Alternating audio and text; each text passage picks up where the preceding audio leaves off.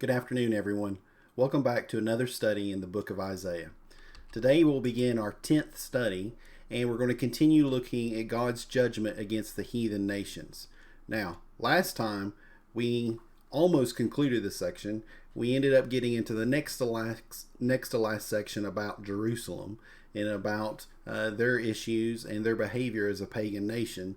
Today we'll finish that, and we'll look at the fall of Tyre, and then we'll look at the capstone that will complete that section. At least we'll begin the capstone. So let's continue talking about the judgment against Jerusalem. Now, as we observed last time, Jerusalem is included in this list because of the behavior that we see at the beginning of this chapter, chapter 22, where they are behaving like a pagan nation. They are standing, or at least we see them standing on the brink of destruction, where an army is encamped amongst them, and their leaders are fleeing. And what are the people doing? Well, they're on the housetops. They're not crying, they're rejoicing. In fact, they've decided that they're going to die tomorrow, so their motto is let us eat and drink, for tomorrow we die. There is no sign of repentance, no sign of remorse or grief or of any spiritual mind whatsoever. These people have become entirely pagan and entirely heathen. And so we see them included in this list of nations that are going to be destroyed, along with just all the other Gentiles, because they're behaving like Gentiles. Now, after we see that section, the second half of the chapter turns to talk about a single individual in his condemnation, which is very strange. Why would we have this one individual plucked out and called out by name and dealt with at the end of this chapter, in the midst of this section, which is judgment against nations? And so I don't think that's by accident. God doesn't do anything by accident. So there must be some kind of connection, some kind of tie into the text. So question number 36 is based on Shebna. This gentleman's name is Shebna. Based on Shebna's condemnation, how might his sin connect him to this future fall of Jerusalem that we just finished looking at in the preceding part of the chapter? And how severe was this seeming minor distraction considered by God? So let's first of all look at the condemnation against him. So reading in 22:15 through 19, thus says the Lord God of hosts, go, proceed to this steward, to Shebna, who is over the house, and say, what have you here? And whom have you here, that you have hewn a sepulchre here? As he who hews himself a sepulchre on high? Who carves a tomb for himself in a rock? Indeed, the Lord will throw you away violently, O mighty man, and will surely seize you. He will surely turn violently and toss you like a ball into a large country. There you shall die, and there your glorious chariot shall be the shame of your master's house. So I will drive you out of your office, and from your position he will pull you down. So we have Shebna that's highlighted here. And what do we learn about his behavior and his actions that have brought this condemnation on him? Well, we see that he is obsessed with building a monument for himself, this sepulcher, this tremendous grave for himself that would be a monument. And so this reminds us of the behavior of people like King Saul, who after his mighty deeds built monuments for himself, or Absalom, who as he was planning to overthrow the country would go through the streets in chariots with horses and had 50 men running in front of him to build up his prestige and to make him look honorable. And then as in 2 Samuel 18:18 we have record of him also building a monument to testify to his greatness long after he was dead. And so what we see is that Shebna has in essence adopted the same mindset that we see at the first part of this chapter. It is a very pagan mindset. It's not concerned about spiritual things. It's only concerned about things of this world. There's no thought beyond life after death, or being prepared to meet God, or being concerned about his people. There's only concern about, am I getting all the glory and the prestige that's due me? And making sure that he does everything he can to build up his glory. So we see a very proud person who is very concerned about earthly things. And it reminds us of Matthew 6:24 that says we cannot serve two masters. We will either love one or hate the other. And so what we see is this person who is supposed to be in charge of the king's house and responsible for taking care of him, but yet all he cares about is making sure that he has the biggest and the best monument for himself in the cemetery, or collecting the great chariots that will testify to such a great person that he is. So is this a small thing in God's eyes? No, because what he tells him is that he's going to take him and cast him into a faraway land. Now, even though there may not be a kingdom that's right there at that very moment that's on the brink of invading and taking them away, we realize from the story of Manasseh that at any time one of these nations could come in and, with God's help, tear down the walls and take away its king. That's what happened to Manasseh. Babylon did that. We read about that in 2 Chronicles 33:11. And so he was carried off into a captivity there. This is clearly a very small captivity compared to what was going to happen later. So this easily could have happened to this gentleman as well. So God could have easily made good on his promise. We have demonstration of that without it being a massive, large-scale invasion. So is there a lesson in here for us? I think so. Let's see if we can pull this out in the next question. So there was going to be a person who was going to take his spot, Eliakim. What was it that Eliakim was able to bear that Shebna had failed to appreciate and could not bear? In verses 20 through 24 we read, "Then it shall be in that day that I will call my servant Eliakim, the son of Hilkiah. I will clothe him with your robe and strengthen him with your belt, and I will commit your responsibility into his hand. He shall be a father to the inhabitants of Jerusalem and to the house of Judah. The key of the house of David I will lay on his shoulder. So he shall open, and no one shall shut, and he shall shut, and no one shall open. I will fasten him as a peg in a secure place, and he will become a glorious throne to his father's house. They will hang on him all the glory of his father's house, the offspring and the posterity, all vessels of small quality, from the cups to all the pitchers." So we see in Eliakim a person who understood and he appreciated and respected both the authority and the opportunity that was provided him.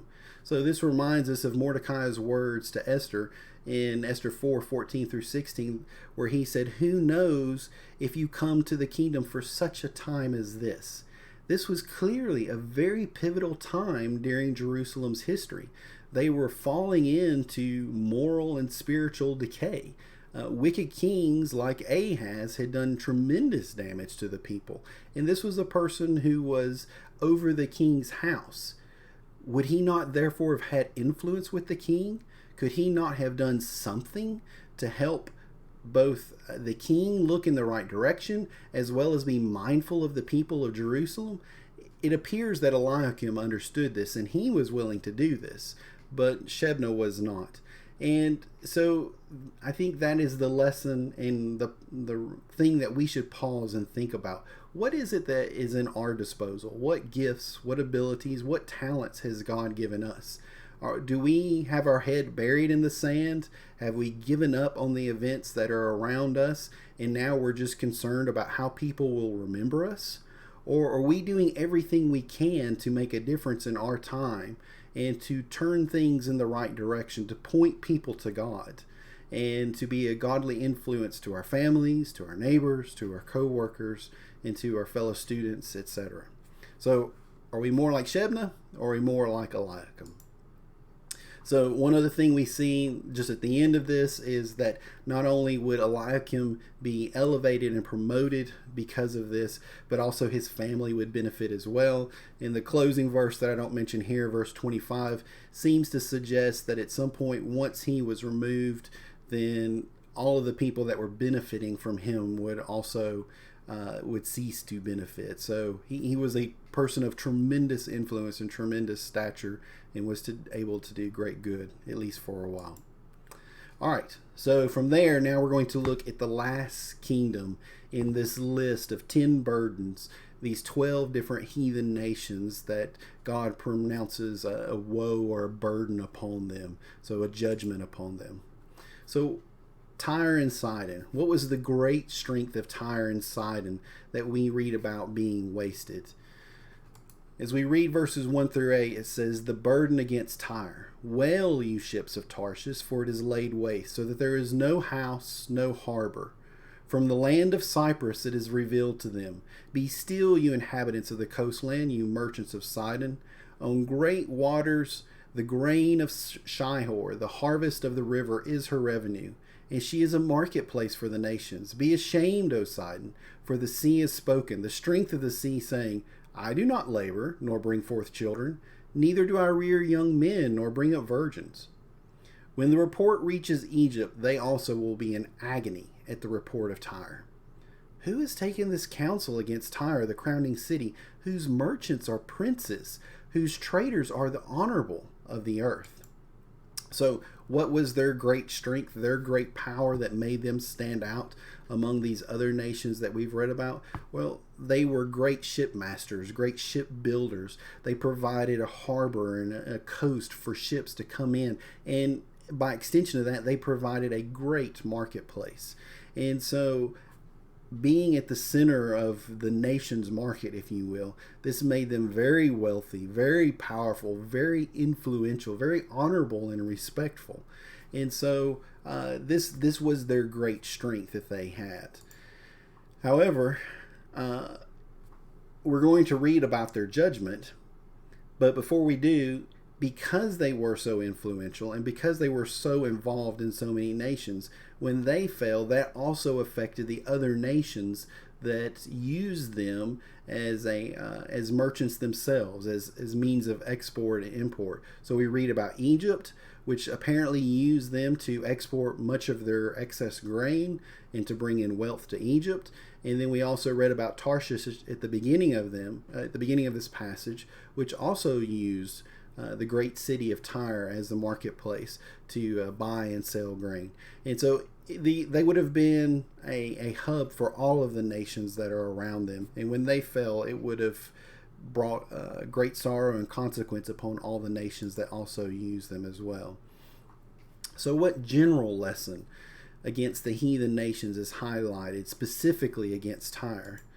Well, as we were reading here in verses 8 through 12, who has taken this counsel against Tyre, the crowning city, whose merchants are princes, whose traders are the honorable of the earth? This great and mighty people, who has done this to them? The Lord of hosts has purposed it, to bring to dishonor the pride of all glory, to bring into contempt all the honorable of the earth. Overflow through your land like the river, O daughter of Tarshish. There is no more strength. He stretched out his hand over the sea. He shook the kingdoms. The Lord has given a commandment against Canaan to destroy its strongholds. And he said, You will rejoice no more, O you oppressed virgin daughter of Sidon. Arise, cross over to Cyprus. There you will have no rest. So what we see in general is that, again, as we've seen in other nations, whenever man exalts himself and becomes full of himself, not just as an individual, but as a nation, as a capital city, and exalts itself above God and fears no consequence of him, then God will always bring them down. We've looked at this already in chapter 2:11 and 5:15, that the day of the Lord is for bringing down the proud and taking the haughty and making them low. This is something that God always accomplishes in his day of judgment. So no city, no man, no nation is going to be able to stand against God regardless of their great power, their great might. But in this case, regardless of even if they are the most important merchants and markets of the world and the most influential people considered wise, it doesn't matter. God's going to bring them down when they become proud and when they will no longer listen and obey him. So what is this command that God has given? Well, it could be a command that he has given at this time, that they're going to be destroyed. But God has been foretelling that Tyre and Sidon would be destroyed for a long time. So if you go back to Genesis 10 And in 15 through 20, recall the story of Shem, Ham, and Japheth, the sons of Noah, and the punishment that was brought upon Ham, specifically upon his son Canaan. And what God said is that Ham would serve Japheth and be submissive to Shem as well, at least his descendants. Well, Sidon was the firstborn of Canaan, who descended from Ham. So when we read about the Canaanites that occupied the land that would become known as Canaan, which the Israelites, the descendants of Shem, would eventually occupy and overthrow, we're reading about the fulfillment of this promise that was given all the way back in the early part of Genesis. In Joshua 13, 1 through 6, we read about Tyre being a fortified city. And so it's a very ancient city that goes very far back. And in 19:24 through 31, if I recall correctly, we read about this land being assigned to the tribe of Asher, and them supposedly supposed to overthrow the land of Sidon and to cast out the Canaanites. But what we read about in Judges 1 and Judges 3 is that never happened. They were not able to completely overthrow the descendants of Sidon, the Sidonians, from the land that they were supposed to overtake in Canaan. So this was a command, if you will, that whether it was the command to or the promise that the descendants of Ham, Canaan, and Sidon would be submissive to the descendants of Shem, or whether it was just God's promise to the Israelites for them to have the land of Canaan and for them to cast out its inhabitants because of their abominations. Either way, we have a promise or a command that already stood where the children of Israel were supposed to overthrow and destroy these wicked people. So just a reference about the symbolism that's here. Notice he says the virgin daughter of Sidon. And so we've seen somewhat of this symbol already where we have a being. Remember how Moab cried for Moab? We have the father or maybe the mother sometimes of a people that's referenced who is somebody that persists across all generations. They were the original progenitor, the father of the nation that's in question. So Sidon being the father of the Sidonians, and all of these being his descendants. And then the cities being represented as a daughter of these people. Now, we can tell the difference that he's not talking about individuals because it's not plural. This is a single daughter. This is somebody that's been elevated. And when he says that she is the virgin daughter, we'll see this used also in reference to Babylon as well. What it simply means is that she has not been invaded. She has not been overthrown. So there may have been siege works laid against her, but they were not able to break through and to compromise her. And so this is just a symbolic way of saying that she had not been compromised as a city yet, that she continued to stand and to be able to push off invaders. All right, so how are Babylon and the Chaldeans ironically contrasted to the destroyers as the destroyers of Tyre? So what we're told in this prophecy is that Babylon is going to come and is going to destroy Tyre. And there is an irony that is highlighted in this passage in chapter 23, 13 through 14. So if you haven't already, go ahead and open your Bibles and read along with me. So the Lord says, "Behold, the land of the Chaldeans, this people which was not. Assyria founded it for wild beasts of the desert. They set up its towers, they raised up its palaces, and brought it to ruin. Wail, you ships of Tarshish, for your strength is laid waste." So we have the picture of the Babylonians, the Chaldeans, coming and destroying Tyre on the coast, and again prompting wailing and crying in misery. And so how is this ironic? Well, it's ironic because he describes these people as being nothing. This is a place that Assyria founded, and they would build them up and then destroy their places. And this seems to be a reference to Babylon's history, where they often tried to rebel against Assyria and were unsuccessful. So Assyria would build and would help the city to grow. The city would rebel. Assyria would have to come in and to recapture and destroy. And this happened multiple times in Babylonians' history. And eventually, these people that were insignificant then became so significant that they were able to destroy one of the most ancient cities of the civilization, modern civilization at that time.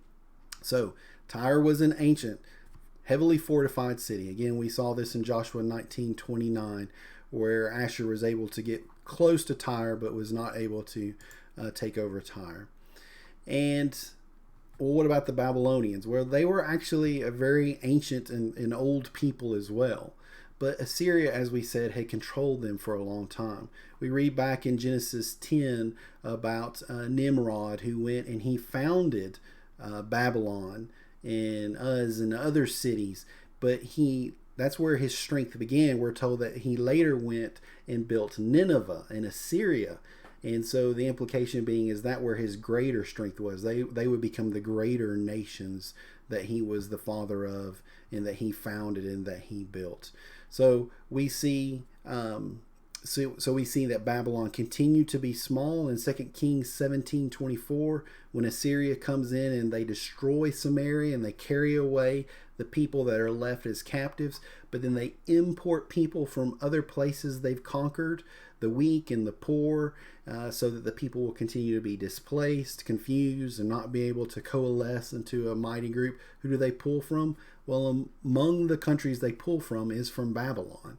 And in fact, they end up building idols to the gods of Babylonians there as well. So, and then also in chapter 20, we're going to read about this a little bit later in Isaiah, but in chapter 20 of 2 Kings, when a king comes from Babylon to visit, or at least he sends some ambassadors to come and visit King Hezekiah, he thinks nothing of them. He doesn't see them as a threat in any kind of a way. And so the idea that they would be a great nation is not something that's on Hezekiah's radar at all. He's not even thinking about that. So they were clearly under the thumb of Assyria. And so that deepens the humiliation that Tyre would be taken out by a mighty city being taken out by such a small nation is so insignificant. And then it highlights the fact that the only way this could happen is if God was behind it. God is the only one who could raise up somebody who was so insignificant and make them so powerful so they could destroy such a strong city. As far as the history goes, if you go through and read and research this, we realize, or we can learn, that Nebuchadnezzar came in and he destroyed the mainland of Tyre, so the main city, in 585, 586 BC. However, what happened is the people fell back to a stronghold that was just off the coast, a little island, if you will. And so a lot of the treasure and a lot of the people were not destroyed because they fell back to this little island. However, the rest of it, Nebuchadnezzar was able to destroy.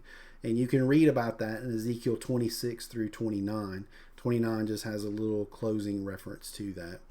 And Brother Rick Duggan did a gospel meeting for us in 2017, and he had an excellent sermon called A Flat Tire, Tyre. And he goes into much more detail about these prophecies and about the history that fulfilled them.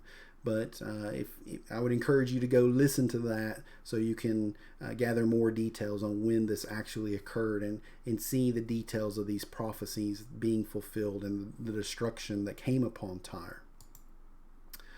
All right, so last question on Tyre.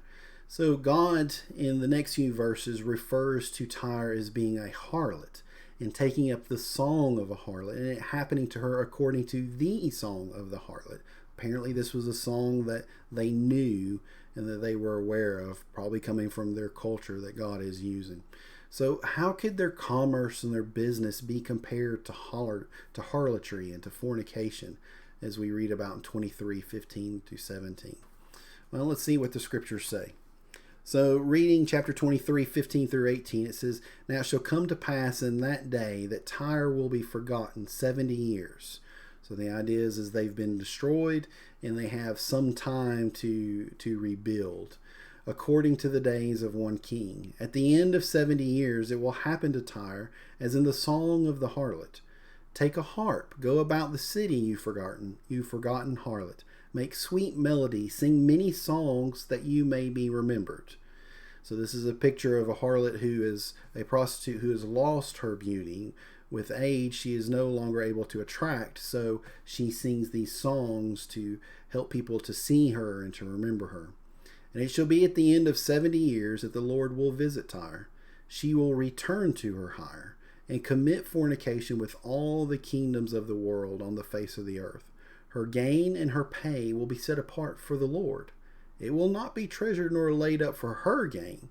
It will not be treasured nor laid up, for her gain will be for those who dwell before the Lord, to eat sufficiently and for fine clothing.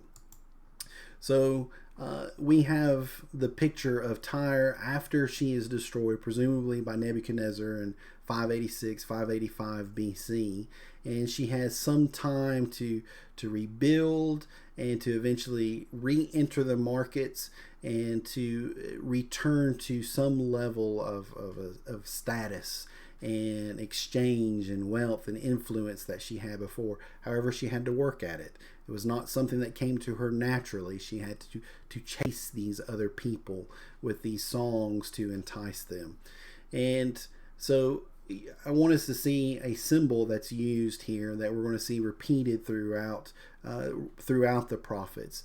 And the idea is that, again, if we have this virgin daughter who has not been invaded but now has been compromised, but we have a city still represented as a woman, as a lady, if you will, then who should be her husband? Her husband should be her God. It should be Jehovah. That should be the one that she submits to, the one that she calls master. Thinking of Sarah even calling Abraham Lord or master, as we read about in 1 Peter 3.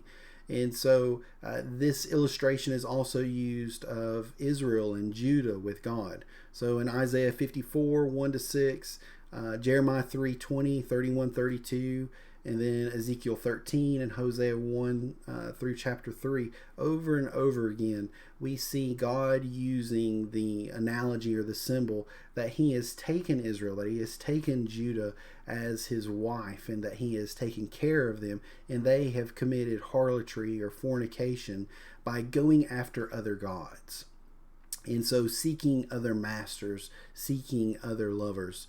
And so we would have to presume, following the same analogy with Tyre, is that in some way they have committed spiritual fornication or spiritual adultery. So presumably they have compromised themselves in trying to return to this position of power and prestige and trade. They have compromised themselves in some way. So whether it's adopting the idols of other people, other nations whom they're pleasing, or doing other things that would be unethical, or partaking in the idolatrous practices of these people that they're trading with, in some way or another, it appears they have once again committed spiritual harlotry and compromised upon truth and upon the worship for Jehovah that they should have had, and in return to hedonistic pagan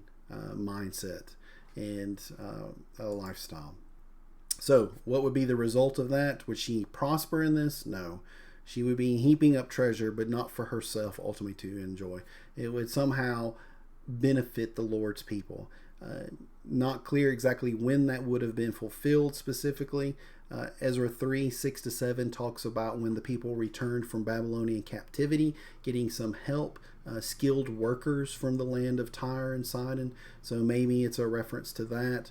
Or this also could be a messianic reference like we've seen in many of the other cities and many of the other countries that are going to be destroyed, that they would have some residue, some remnant, some leftover, that its only hope for redemption would be in the messianic era.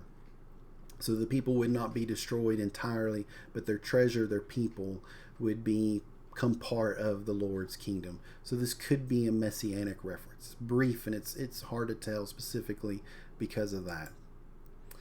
All right, that concludes our look at the nations, the 12 different nations, the 10 different burdens that have been levied against these people that have rejected God.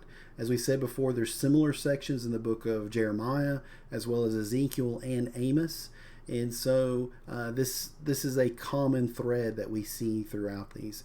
And I think the main point as we look at all of these is that none of these nations, none of these capitals are going to be able to withstand Jehovah. They're not going to be able to withstand God. They're all going to have to face judgment from Him.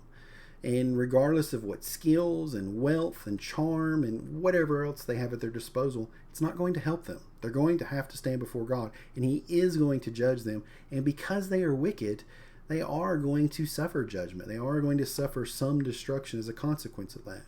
And so by extension of that, there's a couple of lessons that would have been very practical and very important for the Jews of Isaiah's age. Don't go to these nations for help. They can't save you. They can't even save themselves, much less save you. And in fact, to go to them is just going to pull you into the same treachery that they're going to become known for, making promises that they can't keep. The other lesson by extension is the other side of the coin. Well, if these people can't save you, who can? God. God is the only place where you're going to be able to find salvation. And so the next section stands as kind of a capstone, if you will, a summary, more than a summary. It's really the finale that we've seen of this great burden against these 10 nations. And so, as you know, the number 10 is often symbolic of the extent of man's strength. Most people think it goes back to our 10 fingers, a whole man at his full strength that has all of his ability will have his 10 fingers. And so that 10 is often used to represent the totality of man's strength. And what we see is when all of man pulls together and does the best he can't escape God's judgment, and he can't overpower God, and he's not going to be able to save himself. And so salvation is only going to be found in the Lord. So with that, we go into this 4-chapter, as we said, grand finale of God's judgment against the heathen nations. And the language that we see is very striking. Right off the bat, as we begin to read this, we're going to start thinking about the end of the world. Is Isaiah foretelling about the end of the world? So we have question 42 focusing on that. Chapters 24 through 27 are understood by many to refer to the events surrounding the end of the world, such as Judgment Day, eternal condemnation, hell, and a paradise in heaven. Although much of this context could apply to both a temporal or an eternal judgment, there is a lot of ambiguity, and some of these words could be applied either way very fairly. What clues can you find in the context that tip the scale one way or the other, that make us conclude that Isaiah is specifically talking about one or the other? Well, even though we're going to see some very dramatic language, we've seen language like this that is very dramatic. It's very exaggerated. It's hyperbolic language that is figuratively showing the tremendous destruction that would come upon these people. And we've seen this used in reference to the judgment against nations. For example, we looked at in chapter 13 about the judgment against Babylon. Well, now someone might say, but yeah, Babylon's going to be raised up and destroyed at the end of the world. Except for that he specifically calls out that they would be destroyed by the Medes and the Persians in that same chapter. So we're looking at judgments on nations by nations, God acting through them and using this same kind of language. So just because we see this language about the sun being darkened and the moon being ashamed, we shouldn't think that it's necessarily talking about the end of the world. Jeremiah 25 has very similar language where he mentions all of these different nations that this judgment is going to be brought on, and about how they will be like a drunkard, and they will stagger to and fro and fall and not get back up. So this language is used in other places as well, again to refer to a great invasion that's going to wipe out many nations in an area. and such that their entire world, if you will be destroyed. And then in Jeremiah 25, he's very clear and says afterwards that Babylon itself will suffer the same judgment. So it's clear in that case that Babylon's the one that is bringing this judgment, and after it executes God's judgment, it will in turn be judged. Very clearly talking about a judgment in time by nations, a temporal judgment. So this is not unique. This is not the only place we see this, and we shouldn't just assume that means the end of the world when we see it being applied to other places. However, for those people suffering this judgment, especially for those that died, as well as the ones who survived, it is the end of their world. Nothing would be the same. Everything they knew would be destroyed. Everything would be turned upside down. Where would they go? All of the nations next to them would be suffering the same fate. There is no way to go anywhere to really escape the misery. So it would feel like the entire world had actually suffered this. The other thing is when we look at this, we're going to see some language and we're going to think, that sounds like he's talking about heaven, or that sounds like he's talking about hell. But what we have to remember is, even though we've, as New Testament Christians, have spent time in, 1st and 2nd Thessalonians, and especially the imagery of Revelation, and listen to Jesus talk about hellfire. All these different images that we're very familiar with being applied to both heaven and hell and eternal destruction, these images that we're reading about in Isaiah actually came first. They were the ones that were the foreshadowing of what we're more familiar with. And the language that we're more comfortable with is being borrowed actually from this first usage here in the book of Isaiah.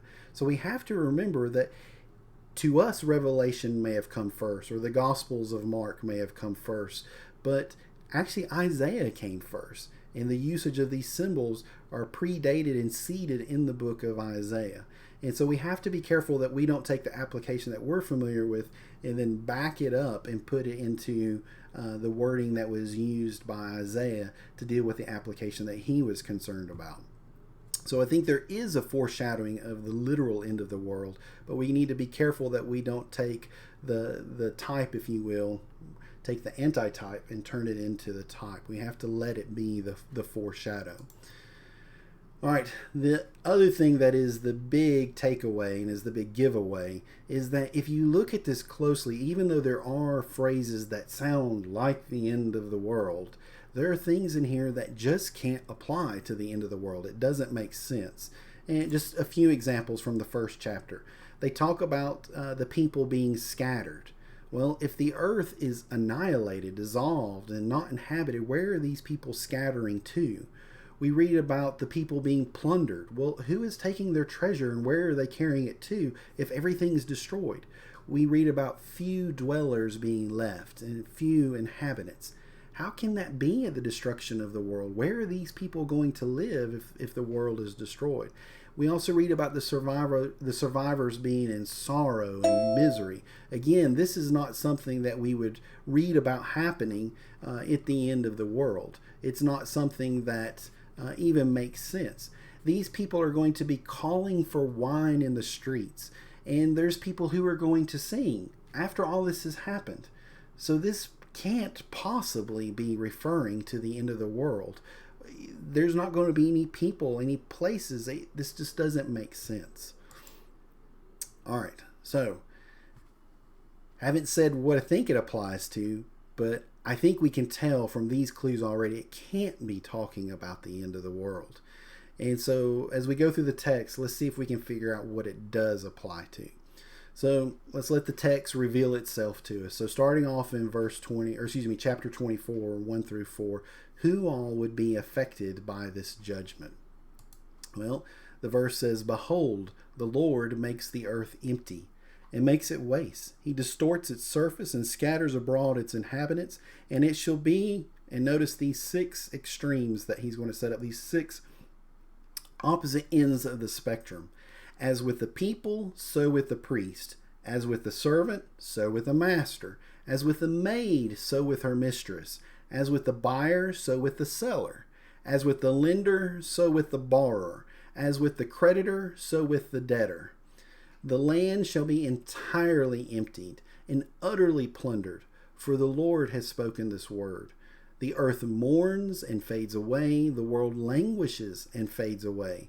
The haughty people of the earth languish.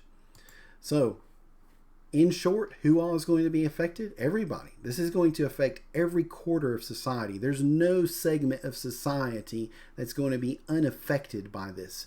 We've looked at 6 different extremes in different ways at opposite ends of the spectrum where people are going to be affected in the same way. So that is obviously a warning to everybody, since nobody is going to be safe from this judgment. The other thing we see from this is that God shows no partiality. We read about this in Acts 10:34 through 35, that he shows no partiality, but whoever fears and obeys him in any nation, that he will save. And then 1 Peter 1:17, that he judges without partiality based on our works. So he's not looking at some segment of society and saying, oh, well, the people born into this station or have this status, these are the only ones that are going to save. No, this is something that we know, at least from the New Testament, his judgment is based off our actions and our deeds. So when this judgment takes place, it affects everybody. How many people are going to be left? And what would be their state? Again, if this was the end of the world, there wouldn't be anybody left. The earth is also defiled under its inhabitants. So this is 24:5 through 12, and I have to skip a few verses for time. Therefore the curse has devoured the earth, and those who dwell in it are desolate. Therefore the inhabitants of the earth are burned, and few men are left. The new wine fails, the vine languishes, all the merry-hearted sigh. The mirth of the tambourine ceases, the noise of the jubilant ends, the joy of the harp ceases. They shall not drink wine with a song. Strong drink is bitter to those who drink it. The city of confusion is broken down, every house is shut up, so that none may go in. There is a cry for wine in the streets. All joy is darkened, the mirth of the land is gone. In the city desolation is left, and the gate is stricken with destruction. All right, so the text answers it for us. There will be very few that are left. So a very small remnant that would survive or not be carried away into captivity. And those that would left are going to be miserable. They're not going to have any joy. They're going to dwell in sorrow. And there is nothing that will help them forget their misery and their sorrow. They're not going to be able to turn to alcohol. It's still going to be bitter.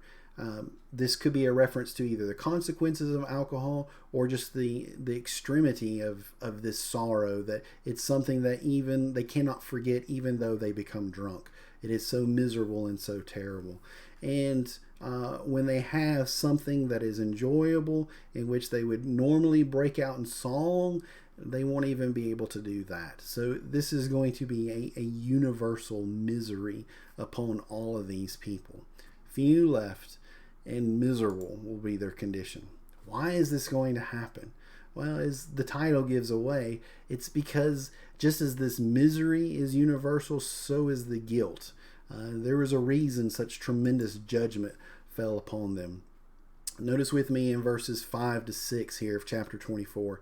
The earth is also defiled under its inhabitants, because they have transgressed the laws, changed the ordinance, broken the everlasting covenant. So 3 different descriptions of their sin. Therefore, the curse has devoured the earth, and those who dwell in it are desolate. Therefore, the inhabitants of the earth are burned, and few men are left. And it shall come to pass in that day that the Lord will punish on high the host of exalted ones, and on the earth the kings of the earth. So, again, there's a few things that we can pull out of this as far as why this occurred. First of all, notice their great sin and the fact that they have defiled the land with their tremendous sin. And this is a phrase that is used repeatedly throughout the scriptures to talk about judgment being brought up against people, that they do something wicked, and even though they may not escape or maybe even if they do escape immediate judgment, it's still not right, and retribution and reckoning must be paid out. And so we're going to read about this in 26:21 at the end of this section, where the earth is not going to disclose her blood, or excuse me, is not going to cover it up, but she will disclose it. And so there will be no more hiding, no more delay, but God's going to bring justice because of this exposed blood that's made obvious. So Genesis 4, remember the story about Cain and Abel, how God talked about his blood crying forth from the ground to Cain. And so as a consequence of Cain unjustly murdering his brother Abel. And then many passages throughout Leviticus and Deuteronomy and 2 Kings and Job and Psalms being applied to murderers as well as to idolaters, as to those that sacrifice their children to idols in the fire. In all these cases, their blood being poured out on the ground. We have a very dramatic and strong symbol of injustice that has occurred that needs to be made right. So we see this even in Matthew 23:35, Jesus using this, talking about the blood of all the righteous from the time of Abel to Zechariah that was going to come upon Jerusalem at that time. And then in Revelation 6, verses 9 to 11, we have the figure of the slain for the Lord who are underneath their altar of God. That is, their blood is there crying out, how long, how long? So we have a strong symbol that's throughout the scriptures that point to a terrible, heinous crime that has resulted in the spilt blood that needs to be justified and needs to be atoned for. And that, as God told the Israelites, this is the reason I'm casting out the nations that are before you, because this is what they've done. And if you do the same, then I will cast you out as well. And this is exactly what's happened. So this is happening to all of these nations, not just Jerusalem, but all of these nations are being punished.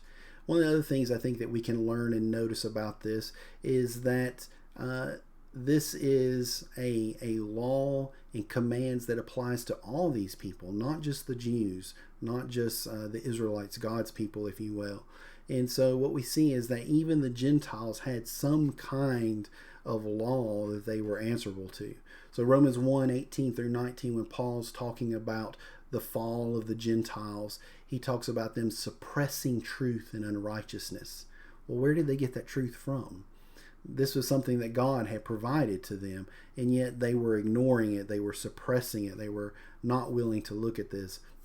Genesis 4:4, we mentioned Abel earlier. We're told in Hebrews 11:4 that he offered his sacrifice by faith. Well, we know from Romans that faith comes by hearing and by the word of God. He was making his sacrifice according to God's instructions, but we have no record of that in the Bible.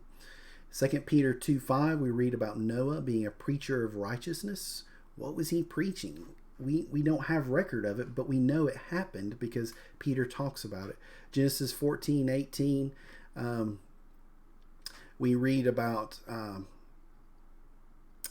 have gone blank on Genesis 14:18, but Genesis 14:18 and 26:5, I believe both talk about Abraham obeying God's commands and being faithful to him. And then in Exodus 2:16, as well as in 18:1-12, we read about Moses' father-in-law, who was the priest of Midian. Actually, Genesis 14:18, I recall now, is a reference to Melchizedek, who was both king and priest most high to God. And he was the king of Salem. Again, this is a Gentile that was acting as a priest, but otherwise we have no other information or detail about that. And of course, Jonah being sent to the people of Nineveh, of all places, the capital of Assyria, kind of the capital of the Gentiles at the time, if you will. And so we know from these references that are scattered throughout the scripture that the Gentiles also had a covenant. They also had a law, obviously not formalized or at the same extent as the Jews, They had a very unique and special law and were a special people. But yet they were not without direction or with truth or guidance in this. And this is something that they transgressed. They changed it. They redefined right and wrong, and they broke this covenant. So this is something that would have applied even to the Gentiles as well. And this is something they defiled and they corrupted.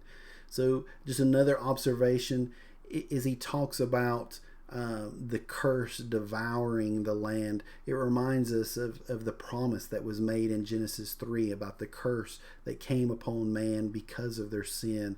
The same idea that the full measure of the consequences of sin are being observed in the land, and the land itself is being destroyed and eat up by the consequences of sin. All right, so as we have all of this destruction and this sorrow and this misery, there is an unusual bit of song and praise in the midst of this.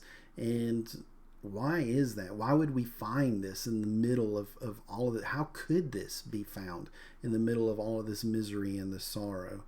And despite this song, what will be the ultimate result of the things that we see here?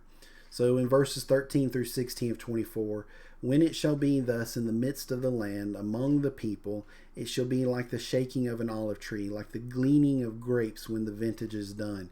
They shall lift up their voice, they shall sing, for the majesty of the Lord they shall cry aloud from the sea. Therefore glorify the Lord in the dawning light, the name of the Lord God of Israel in the coastlands of the sea. And so the dawning light is literally like the fires or the light of the east. And then if you think about the Mediterranean with their islands in the west, so we essentially have from the east to the west, from one end of the world to the other, glorify God, to glorify the Lord God of Israel. And then less poetically, more direct, from the ends of the earth we have heard songs, glory to the righteous. All right, so here we have this tremendous song of praise and exaltation in the midst of all this misery. But what does Isaiah say? He says, "But I said, I am ruined, ruined. Woe to me! The treacherous dealers have dealt treacherously. Indeed, the treacherous dealers have dealt very treacherously." All right, this is language we saw applied earlier to Babylon that would be bringing in destruction, in Syria that would be bringing in destruction as well. And this seems to be a reference to all of the promises, all of the deals that they would negotiate, all of the friends that they would make in alliances, and then yet they would turn on these and break these so they could rise to the top, so they could be have an empire without peer and without rival. So we see those that do survive, them praising God for his blessings, for his righteousness, and the idea of it being like an olive tree that's shaken. It could be that this is a reference to the fact, like we saw earlier in Isaiah, that there would be few left, like after the shaking of an olive tree, and then however few are left after the harvest, that's how few there would be in the land. But this is something that's used in Jeremiah 25:30 to actually also refer to how loud that that in that case that God is hollering or raising his voice. So the idea is the praise and celebration that occurs at the end of harvest after everything is brought in, and people rejoice with gratitude and sing praise. That's the way the praise would be. And so you'll have people that who survive, that understand God and appreciate God. Remember how we looked at for the people of Samaria before, that they will look to their Maker. As a consequence of the destruction, there will be people that turn to God, and then those that were faithful will also recognize God, of course. But those that are watching from afar, think back to Habakkuk and his complaint about his own people, and that God was allowing this injustice to continue, these people that were wicked to continue and continue on in their sin. And then God says, well, I'm going to bring the Babylonians. And so even though Habakkuk didn't understand that, he was determined to watch and to see, and he trusted God, and he assumed that God would correct him in his misunderstanding. And so you have people, even from afar, that are maybe not necessarily directly suffering the destruction, that they still see that God is righteous for what he's doing. His judgment becomes clear. And this is something we've seen repeatedly about the day of the Lord, that he would be exalted in that day. So even though afterwards there will be some blessing and there will be some song, we have Isaiah who still feels the treachery. And I believe the idea is even though that God has brought in an invasive force and he has brought judgment on the land, that sin will go on, that treachery will go on, that there's not really salvation in this judgment, that there will continue to be issues, there will continue to be treachery, and there will continue to be plundering. And so as a consequence, judgment is going to have to continue.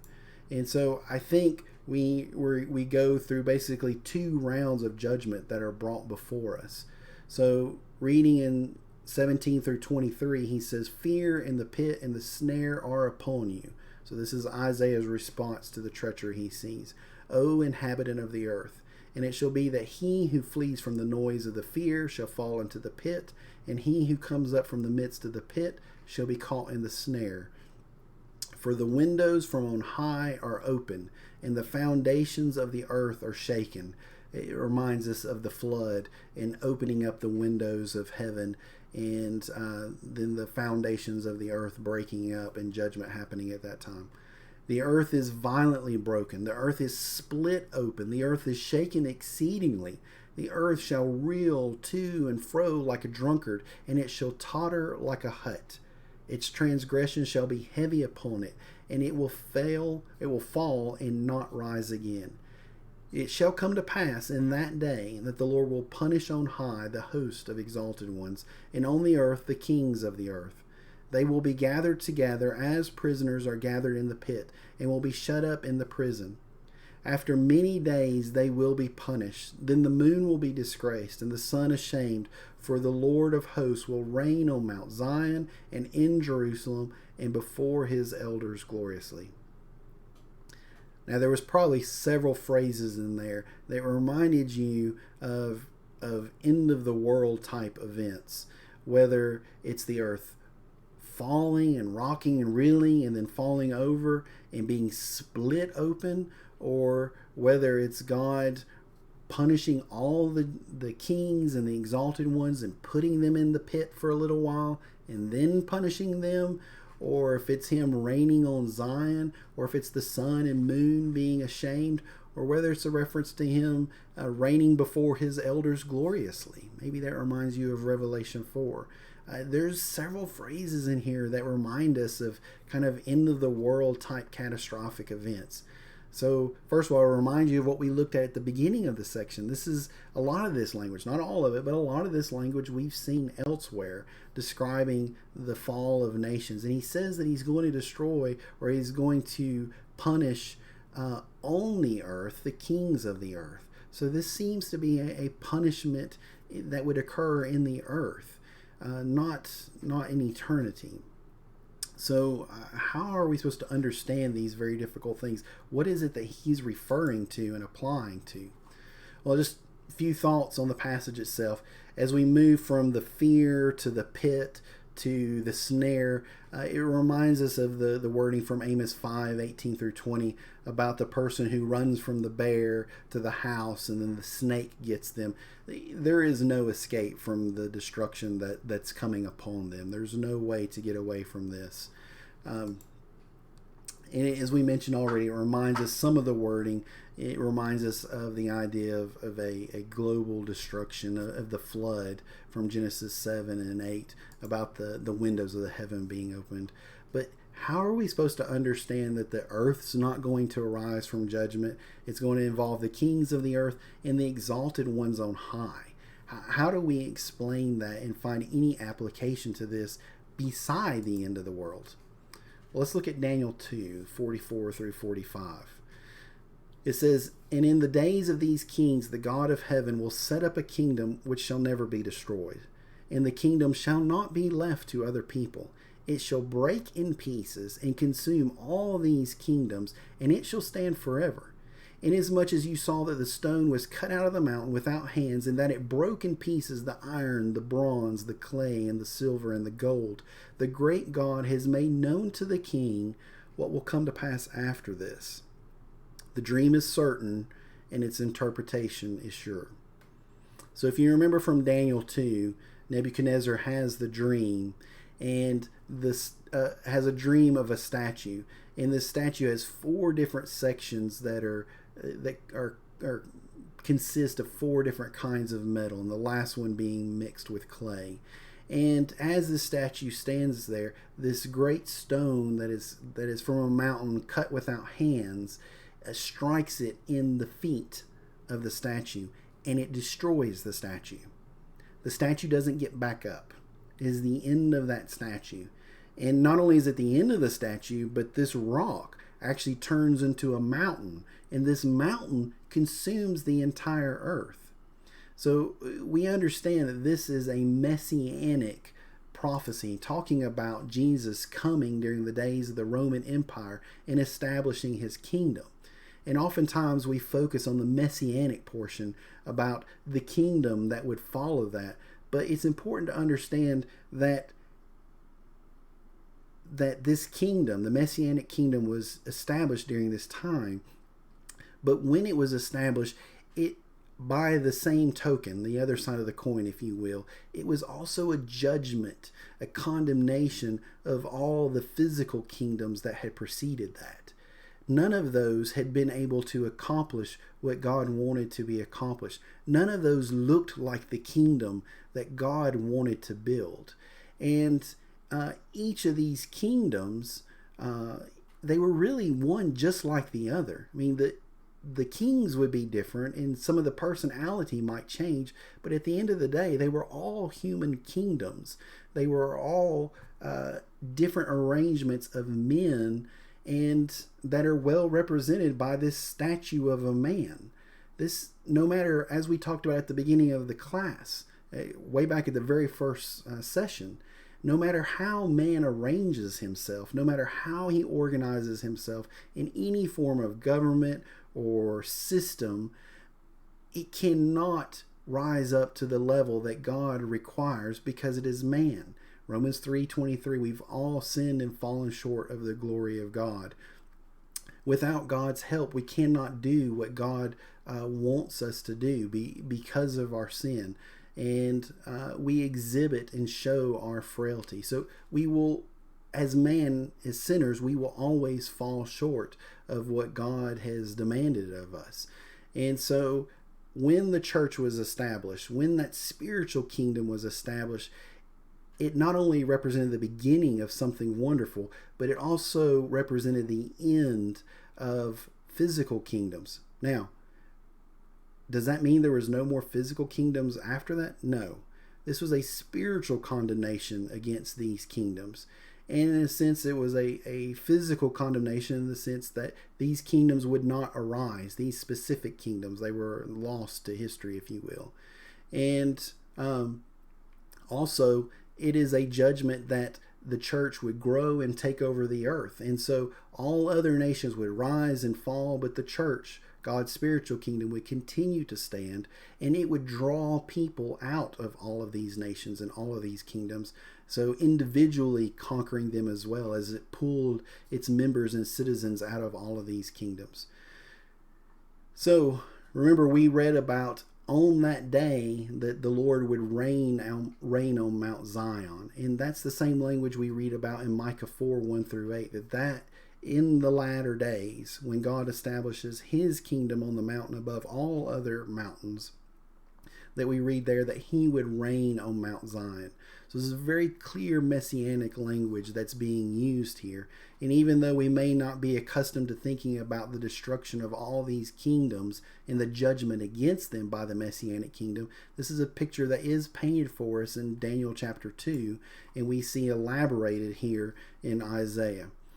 So that deals with the kings being judged on the earth, but what about those that are on high, these exalted ones? This seems to be a reference to angelic or demonic forces that were somehow involved in kingdoms. Now, there's not a lot of detail in the scriptures about this. Very few places as the curtain pulled back just a little bit and we learn just a little bit. Daniel 10, all of chapter 10 and into the first verse of chapter 11, there is a discussion with an angel, and we read about an angel over Persia and over the Jews, over God's people, and angels somehow being involved with nations and fighting against angels or demons, presumably, who were influencing other nations.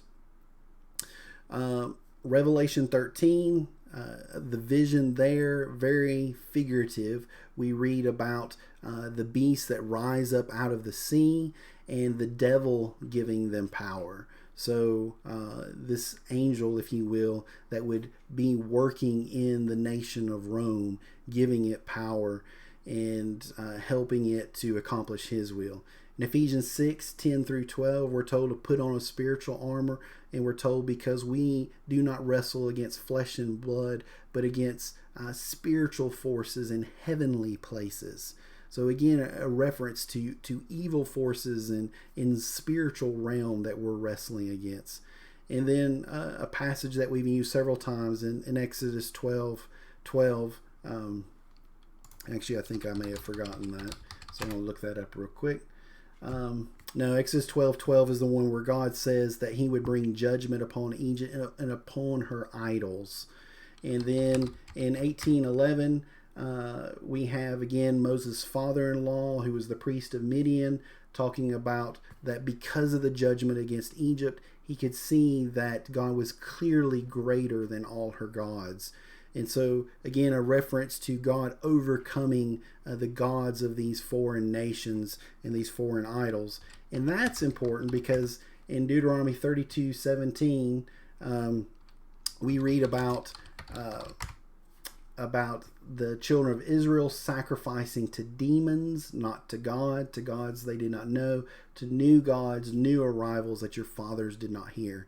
And if you just look up the usage of the word demon throughout the Old Testament, you'll find references, multiple references to demons being associated with the idols that people worship both in the Old Testament time as well as the New Testament time. In 2 Corinthians 10, Paul tells the Corinthians that he doesn't want them to be associated with through the meats offered to idols, that he didn't want them to unwittingly be associated with having fellowship with God and then fellowship with demons through their table and partaking in their spiritual rituals. So when these nations are destroyed, however these demonic, angelic forces, these spiritual forces are on high, however they are involved, they are also judged. They are also shown as being impotent, is not able to overcome God, just like all these nations that we looked at are not able to overcome God. So God will ultimately be the victor. So how do we understand the idea about them being put in the pit for a while and then punished days later? So in Revelation 13, when we have the reference to the beast that comes up out of the sea, he is described as parallel to the exact same beast that we see in Daniel chapter 7. And except for the differences, is in Daniel, there are 4 separate beasts, but in Revelation 13, they are combined into a single beast. And if we go back and look at Daniel 7, we read about how these nations would leave their residue or their remnant to the ones that would follow. So the idea seems to be this, that whether we had Assyria, Babylon, or the Medes and the Persians, or the Greeks and then the Romans, in many cases the government would change, but oftentimes the people, the residue, would remain unchanged. The common class would just carry over from one empire to another. So both just as the individuals, the constituents, the makeup of the kingdom, as well as the ideas. Again, going back to our symbol of this one man, this mentality that somehow man can triumph, that man can become his own God, and that man would be able to overcome. This same mentality, this humanist mentality, would persist from one kingdom to another. So in all of these, there was a sense in which their judgment didn't fully fall. Not for that empire. So Assyria may have fallen, but Babylon was going to come behind them, and they were going to get things right, and they were going to succeed where Assyria failed. Okay, Babylon failed, but the Medes and the Persians, they're an even greater nation, and wherever Babylon fell, they're going to succeed. Well, okay, so actually, maybe the Greeks, Alexander the Great, there is nobody like him. So there will be another empire that comes along that's even greater and more powerful, and they'll succeed where the Medes and the the Greeks didn't succeed either. How about the Romans? The Romans will succeed where all these other ones failed. So in a sense, each of the empires, in the sense that they represent humanity, world empires, pagan empires, humans gathering and rebelling against God, all of them, there is a sense in which their judgment is put off until that rock that is cut out of the mountain without hands finally strikes the statue in the feet. And when it does, what does it do? Does it destroy just the feet? No, it destroys all of those materials. And so it's a judgment against all of these human organizations, these human empires that exalt themselves above God, and whatever forces on high work within that framework to try to accomplish their own purposes. They are likewise judged as well. So they are condemned, although their sentence is not fully executed until later. But that's not discussed here. So summing this up, I think this is a reference to the Messianic judgment, and I think this will become more clear in the next class as we move forward and see all of the events that happen in this time. So in these 4 chapters, Isaiah is going to use the word "in that day" 8 different times. And that doesn't mean that it's going to happen within a 24-hour period, but that all these events are closely associated with each other and are happening in a very closely related period of time. So I don't think we can be talking about some things that are clearly messianic in one place, but then things that are at the end of the world in another section, because they're all tied together through this reoccurring phrase, "in that day." So I think as we go into the next class, this is going to become even more clear that this has to be the Messianic era that we're talking about. So one last question, because I think it's very closely tied to what we've looked at so far. In chapter 25, we have the prophet breaking out into song in the midst, again, of this great destruction. So I want to read that and consider again, why? How could this be happening? So he says, "O Lord, you are my God. I will exalt you. I will praise your name, for you have done wonderful things. Your counsels of old are faithfulness and truth.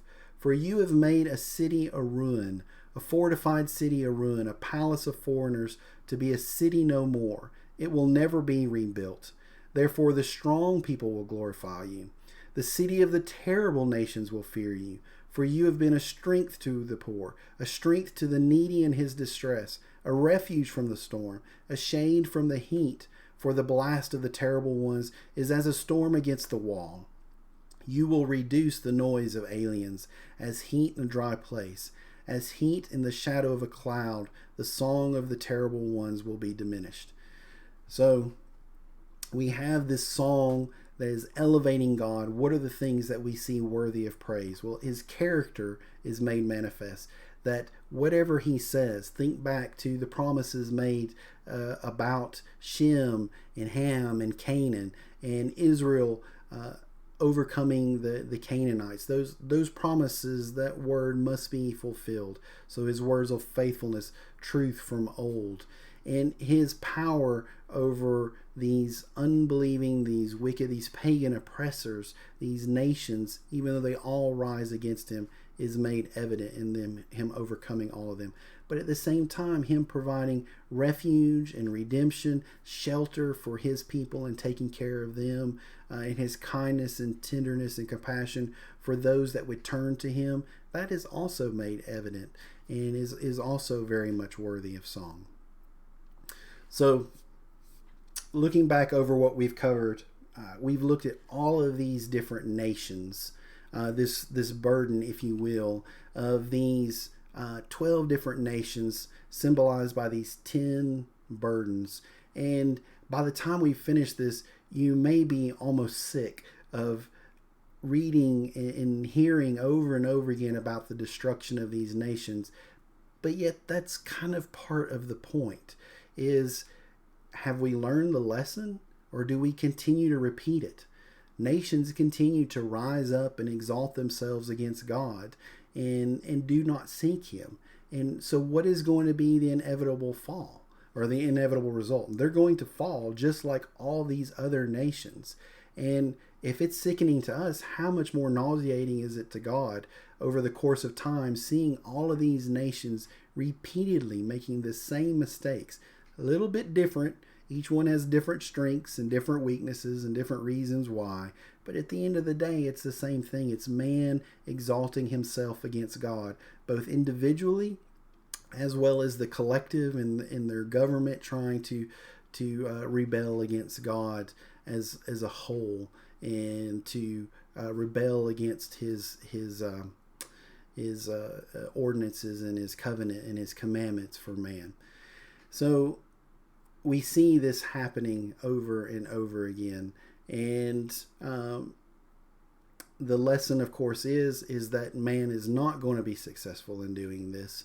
And for us to give up on any pursuit of that, give up on any reliance upon such people. And we have to turn towards God and put our hope, put our salvation, look to him for salvation, and wait on him for redemption. Next time, we're going to look at some of the more positive things that are going to happen during this era as God takes care of his people, and as the wicked are taken out of power. We're going to look at the other things that are going to happen during this Messianic era.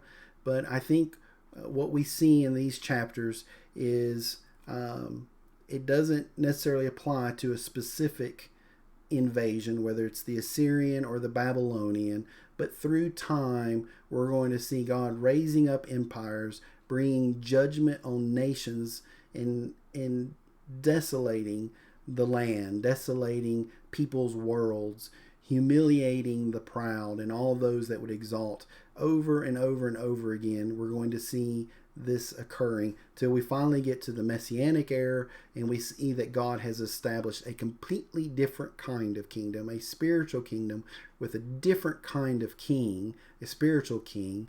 And this is going to be the kingdom that is going to take over the world, and that's going to pull people out of these other kingdoms and rule over the top of them. So I hope this has been helpful for your study and for your thought. This is not an easy section. This is a place where most of the commentators go in wildly different directions. So it is a very difficult study. But I hope the parallel passages and other sections of the Bible will provide the best commentary as we let the Bible comment on itself and use parallel passages to help us understand it. As always, if you have any questions or any feedback, always look forward to that and appreciate any suggestions and input that you might have as well. Thank you for your time, and I pray for God's blessings upon us and for a better understanding of his word as we strive to grow to be more like his son and always grow closer to him. Thank you, and have a good day.